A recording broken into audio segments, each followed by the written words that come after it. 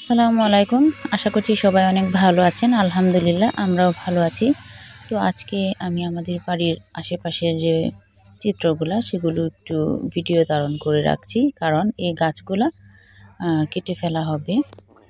আর এই গাছগুলার যে দৃশ্যটা বা যে সৌন্দর্যটা সেটা তো আর উপভোগ করতে পারবো না।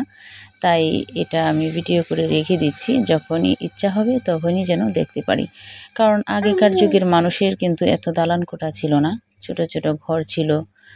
তারপরেও কিন্তু দেখতে অনেক ভালো লাগতো। আর এখন এত দালান কোঠা থাকার পরেও কিন্তু ভালো লাগে না। তো যে গাছগুলো আমি আঙুল দিয়ে দেখিয়ে দিচ্ছি, ওই গাছগুলো কিন্তু কেটে ফেলা হবে। তো দেখতেই পাচ্ছিলেন ১ম এ আমি যে গাছগুলো দেখিয়েছিলাম রাস্তার পাশে, সেই গাছগুলো সবগুলোই কাটা হবে।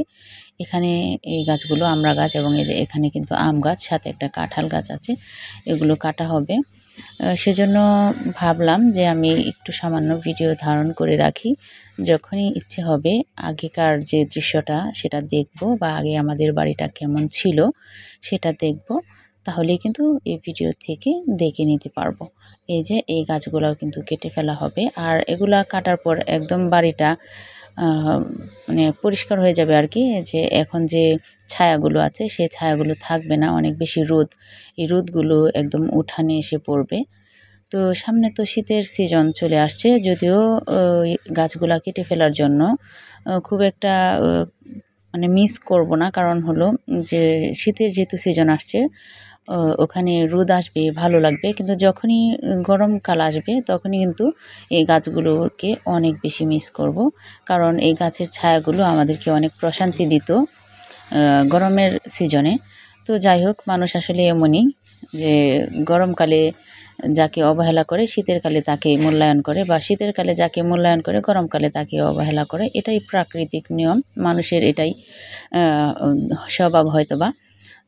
তো এই গাছগুলো কেটে ফেলা হবে। তো এইজন্যে আমি এগুলো ভিডিও করে রাখছি।